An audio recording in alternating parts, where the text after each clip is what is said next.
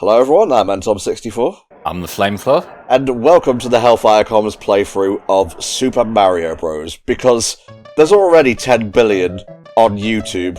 What's one more? As you can see here, we're going to be playing the version found on Super Mario All-Stars. The version on Super Mario All-Stars Plus World is the one I grew up with. Flame, for some reason, didn't want to record using that, so we're going to do this one. Yeah, well, we're going to be going through all the games on the All-Stars collection over the course of this series, so we want to kind of not overkill Marioing one here. I think 4 Mario games is just fine for now, and maybe we'll come back to World later down the line. But Indeed. Yes, up first is the game that everyone has seen a million times before. Probably the most recognisable video game in history, being real here. It's Super Mario Bros. And I'm going to go off the bat and say I like this game a lot because it is basically platformer gameplay at its most simple. I feel like at this point everyone has seen all the video essay guys who talk you through the specifics of why that is and why it works. Yeah. It does work, they are right. Just having a game where you are going right and you overcome hurdles, it is just inherently satisfying. How about you, Tom? Well, I could tell you about how Super Mario Bros. Pretty much saved the industry after the video game crash of the 80s. I could tell you about how 1-1 is essentially a tutorial in and of itself, where it gives you a space to jump over without a pit there, and then later it just brings the pits in slowly so you understand through playing. Or I could tell you how satisfying the clunk was when I turned my Super Nintendo on for the first time, because that's right, the European or Japanese version of the Super Nintendo is indeed the best one, the most colourful one. Well, see, the thing is, I didn't have Nintendo systems growing up until the N64, so I don't really have a dog in that fight. I think there's a reason why we've covered a lot of Sonic, 2D Sonic, and not that much 2D Mario over the years. And for me, specifically, this is a series that I went back to years after the fact, but the fact that it still managed to appeal to me despite that, it kind of speaks to the strength of it, really. Well, I mean, Sonic was created as a way to speedrun Mario, so you're kind of just playing it in reverse at the end of the day. Pretty much, and one thing you might notice through my gameplay style here, through the way I'm playing this game, is I am trying to do things quickly. I know that there are probably a lot of bonus rooms that I'm missing. In terms of what I'm showing off, I am basically showing off the ones that I remember where they are just off the top of my head. The ones that I don't, I wasn't doing any trying to find the most points efficient run. I am literally just trying to go fast here, which again, Sonic fan playing Mario. Oh my god. Don't worry though, that was merely an imposter of Bowser, because according to the plot, if I can bring up Wikipedia here, rare red-coated Toad. It's kind of like Red Shirt Shaggy, really. It's a whole different universe. Let me scroll down here. Following the events of Mario Bros., the game is set in the fancy land of the Mushroom Kingdom, after Mario and Luigi had arrived through a clay pipe from New York City. Oh, there you go. New York or New Donk? Because, going by the Mario Kart 8 DLC, both of them exist. Yeah, that's confusing. It's problematic, but most of all, Jesus Christ, Nintendo, pick a lane already. I mean, when you look at stories of games from this era, it was literally whatever the guy writing the manual came up with in 5 minutes most of the time, wasn't it? Which version of Super Mario Bros. Did you grow up with? Obviously, I had this one, but did you play the NES original? I've played both. I will say that out of the two, I think the NES version beats this just by a little bit for me. There's a few little minor changes between the gameplay outside of just, the music and the visuals and whatnot. Also, this is Tom's channel, and when Tom said, I want to do the All-Stars version, I was like, yeah, right, works for me. I mean, are there any physics changes? If there are, I don't know. It's got a bit of a different feel. As you can probably see by the fact that I'm just sort of flailing around in the water here, I'm not an expert level player of Mario, so I couldn't really put it into words. I'm sure that's the sort of thing that people who are trying to properly optimise their runs probably could better, but For the most part, for a casual player, it comes down to what visual style do you prefer and what music do you prefer. Yes, quite. The music itself, and just like the sound design in general, you might notice from the sound effects, a lot of the sound effects are lifted straight from World.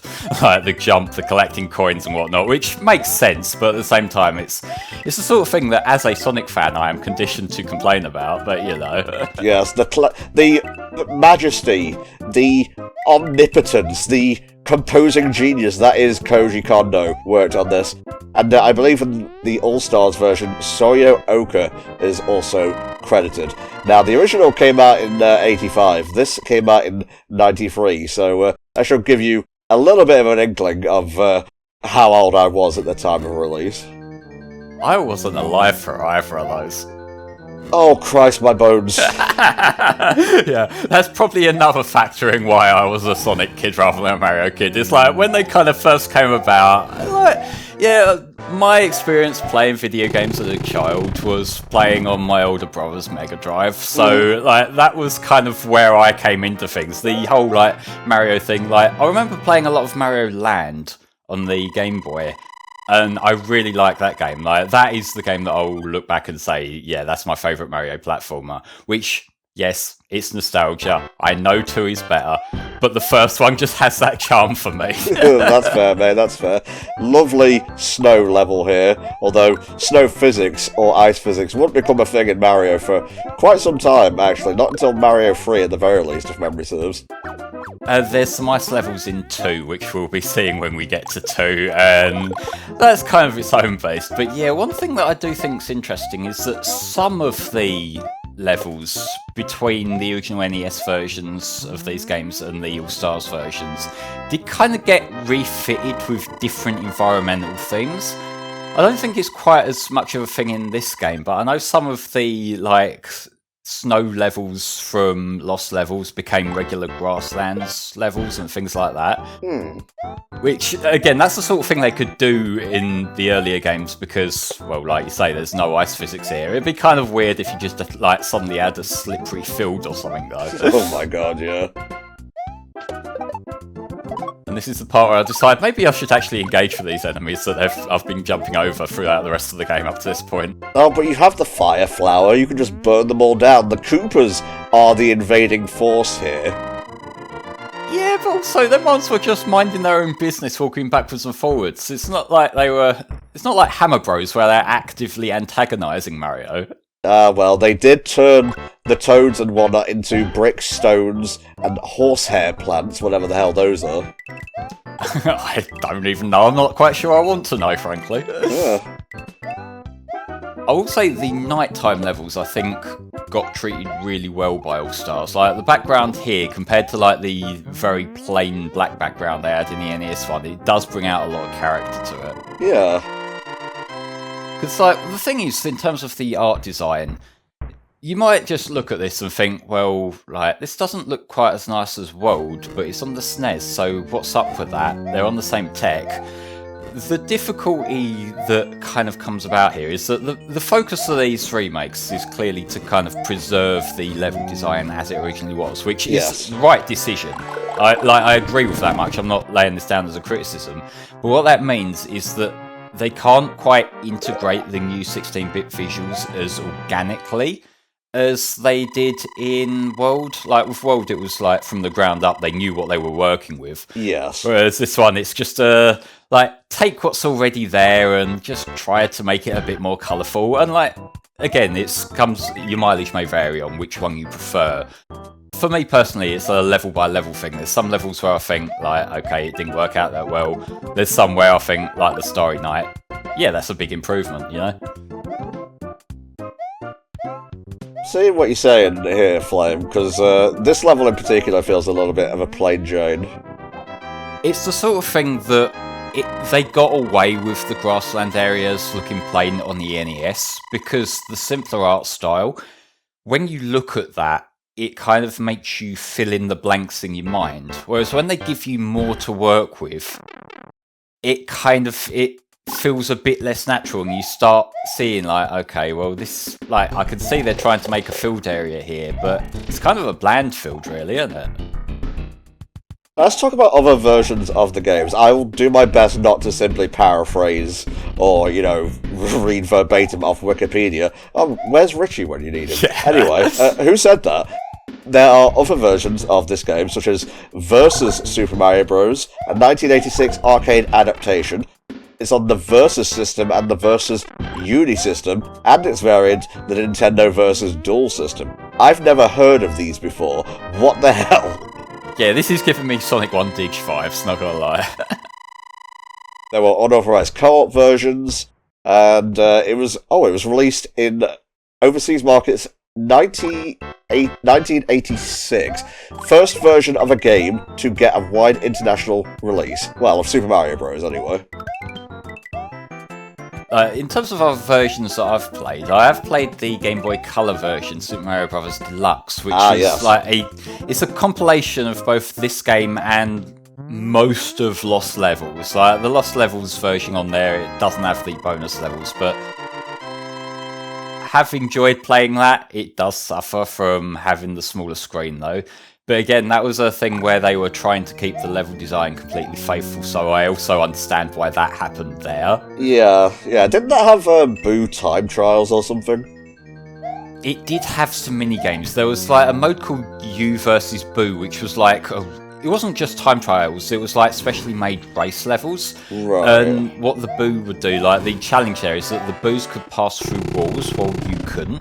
So you'd have to go and hit switches, and you'd kind of want to memorise bits of the level to be able to do that efficiently. I love these custom animations for the Toads. Yeah, that's new from this. You don't have the Toad sprite from the original where it looks like he's flipping the bird at you, which is kind of a shame, but I can't believe Nintendo bowed down to censorship. Oh, Nintendo bowed down to censorship all the time in this era. Oh my god. There was also Super Mario Bros. Special, developed by Hudson Soft, the people behind Mario Party and Sonic Shuffle. Huh. I feel like I've seen a lot of these other versions, but in my head I'm kind of conflating which one's which. I think that was the one that kind of rearranged some of the levels a bit, so it wasn't like a straight port. It was released in '86 for the NEC PC 8801 and Sharp X1 PCs. Had similar controls and graphics, although it didn't have screen scrolling due to hardware limitations.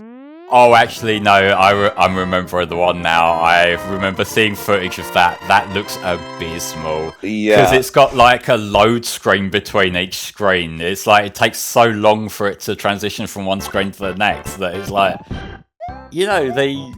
when we're talking about how Sonic was inspired by speedrunning Mario, you're not going to speedrun that. You're just fucking not. But like Flame said, it had different level designs, new items, and new enemies based on Mario Bros. And Donkey Kong. And finally, you had, of course, Game & Watch. Oh yeah, the Game & Watch version. That was the recent anniversary one. I think the 35th, 5 years ago, wasn't it? They did the Game & Watch version. Let's have a look here. A handheld LCD game. We're talking about the age-old one, released in March of '88. Oh, okay, the original Game & Watch style. Because I know there was an anniversary one which was like a port of the NES game to what looked like a Game & Watch, which I remember that thinking that was like a neat little gimmick, but it's also the sort of thing that was quite expensive for what it was, if I recall correctly, because, everyone has, 10 different ways to play this game in their house already, so, I got the Zelda one of those, mostly for the Link's Awakening port. It was just a fun way to play the game, really. See, that's fine, because, Link's Awakening is a much better game than Zelda 1. Yeah, and Zelda 2, and, dare I even say it, A Link to the Past. Well, for me personally, I have beat exactly 2 Zelda games, and I've just mentioned both of them, so yeah. But yeah, for Link's Awakening for me, it's I just really like the general vibe of the game more than anything. It's just got that sort of, because of the setting, it's got that sort of otherworldly feeling that just makes it feel much more interesting to me than what I've seen from other Zelda games. God damn. You only realise how short Super Mario Bros. Is when you actually sit down and play it. Because trying to think about it in my mind, I'm like conflating other games in with it and expanding its length. No pun intended.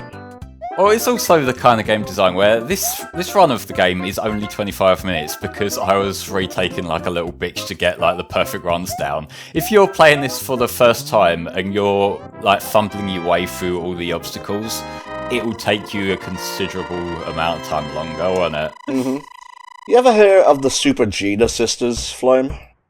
Yes, I have heard of the like bootleg knockoff version. That IP ended up getting reused for an original game many years later, which I think's kind of funny. Yeah, sorry, not the Super Gina sisters or Gianna sisters, the Great Gianna sisters. I think I played a demo of it once, and wasn't great. That was something that was very prevalent during this period of time. Before like video games were as like mainstream established, there were a lot of companies who realised that, hang on, we could just lift this and maybe get a few pennies off the back of it. Let's do that. That can't backfire on us at all. Yes, in fact, I'm just looking up Super Mario Bros. Knockoffs here. Guess which one was on the list first? Was it by any chance Super Gianna Sisters? It was the Great Gianna Sisters, yes. And then we had modern mobile rip-offs like Lep's World, Superboy in 1989, Princess Rescue in 2013, and don't forget Samari in 1994. Oh, Samari is art. That's in terms of the video game knockoff. So, I don't know, have you heard the story about the film knockoff from around that era? Huh?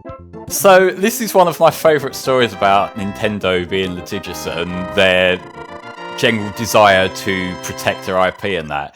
Very early on, after Mario came out, someone made a porn parody of Super Mario Bros. Called Super Hornio Brothers. Oh my god. And at this point, Nintendo realised that actually, because this is being traded on black markets, it's going to be really difficult to kind of actually get anything from them if we sue them. Nintendo's like resolution to this problem, they bought the rights to it just so they could stop distribution. So yes, that is an officially owned Nintendo property. Oh my god. I didn't realise they could share hats like that. I'm not sure I want to be here anymore. Maybe, oh my god, maybe they were reenacting Super Hornio Bros. Whether that's truly terrifying or not depends on whether you subscribe to the it's flesh mentality. I don't, it's a hat. I don't know. Like, there's alternate interpretations, Tom. Well, I choose to ignore those and substitute my own reality. It's gotten me this far. I mean, if it makes you feel better, it does work for me too. Right, I have a list of stuff, a list of Mario knockoffs acknowledged by Nintendo. I had to go to a fandom wiki for this. Oh god. I will simply purge myself with holy water. We have Crazy Kong, which is a rip-off of Donkey Kong. Dendy or Steepler, which is Samari, Mario 16. Mole Cart. Huh. And then there's an article for Super Hornio Bros. You found it, yeah, of course. What do you mean Ron Jeremy was in it as Squeegee Hornio? The fuck? What do you mean Luigi's counterpart is Audio Hornio? King Pooper? What the fuck? See, when you find these wiki pages, I wonder how many people we've led on a, like, ill-advised curiosity quest now, just talking about this. I'm not sure I can take much more of this. Thank God the game's almost over. Yeah, we're on World 7, there's 8 worlds overall, it's fine, don't get too worried.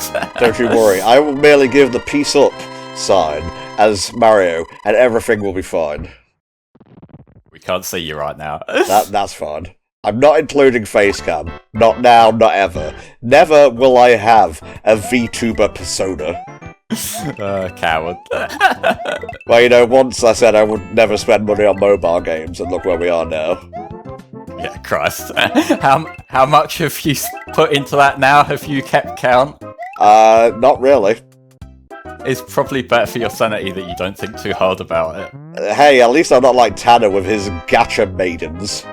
Look, okay, to be fair to Tanner, Tanner covers these games on his channel, so it's a business expense for him. You're just looking at the pretty fucking pictures on your phone. What do you mean there was a sequel to Hornio Brothers? What the fuck? That must be like a fucking someone else just took it upon themselves thing. The second film was rediscovered in 2009. The original is believed to be lost media. Okay, that's probably for the best. Sometimes lost media, it can stay lost. That's fine. See, the thing is, in principle, I think media preservation is a very good thing. I'm glad we have tools like the Internet Archive and whatnot that keep things alive. Yeah, they're just like the little mini ones, I guess. Those were tids, not toads. But yeah, basically, I was getting at the idea that, okay, if something sort of slipped through the cracks, I can turn a blind eye. Please don't say cracks. Christ. That's all I can think about now. So here we are, World 8. It's a little bit tricky, but don't worry, if you wanted more difficulty, the game we're covering next will satiate your sick, freakish mind.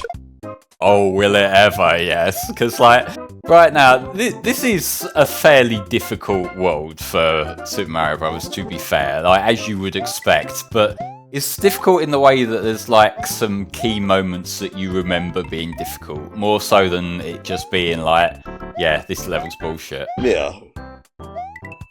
These jumps where you have, 1 block's width to land on, they're kind of fiddly to work with. Have you gotten the top of the flagpole in every level so far?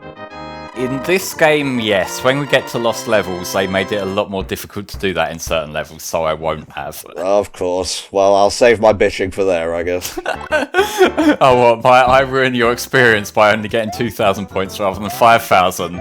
Have you even paid attention to the score counter once in this run? Because I haven't. No, I haven't. And I was the one fucking playing.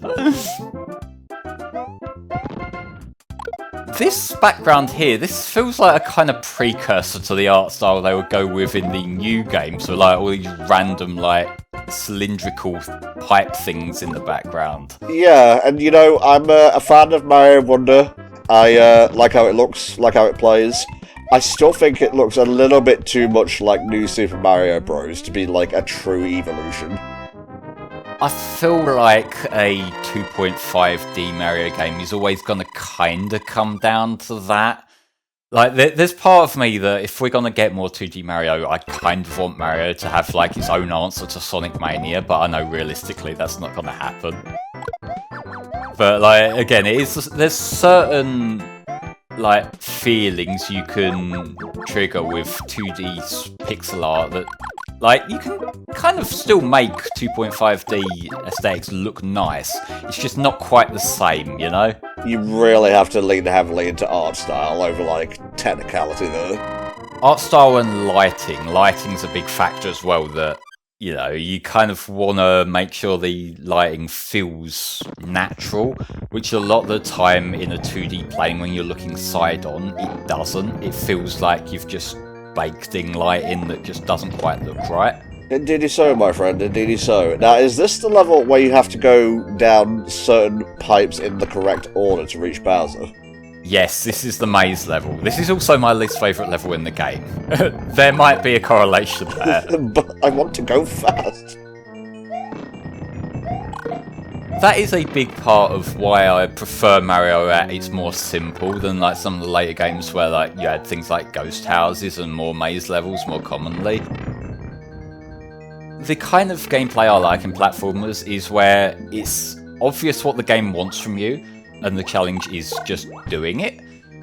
Compared to the more mazy kind of levels like this one, where a big part of it is you need to figure out what to do first. I feel like that kind of halts progress more than I would necessarily like, especially for something like this where, because the level layouts are so simple, it's very trial and error. But yeah, that's Bowser dead. And there you have it, folks. That was Super Mario Bros. Why was Peach being kept in a cage above the lava? That just seems like an ocean nightmare waiting to happen. I don't think Bowser gives a shit, I'm gonna be completely honest with you, Tom. All that for a kiss on the cheek. Well, That's Mario for you, ever the hero. Now try a more difficult quest. You know what? I think we will. I've been Antom64. I've been the Flameclaw. And we'll see you next time when we continue with Super Mario Bros. The Lost Levels.